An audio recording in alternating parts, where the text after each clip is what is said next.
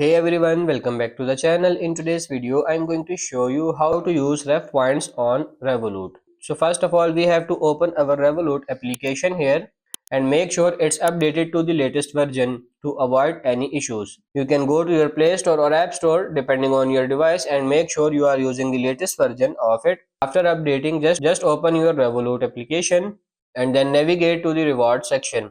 In here, you will see your Rev Points balance at the top and these points what you will use to claim rewards or discounts.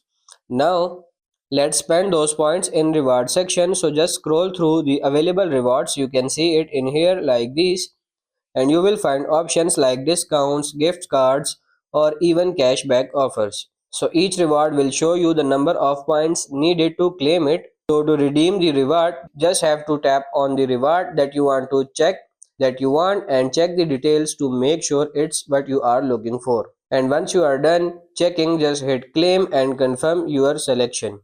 The reward will be applied instantly or sent to your email depending on the type, and once you redeem your reward you can start using it immediately. So for example, if you claimed a discount, you can apply it at the checkout or you can use your gift card code online.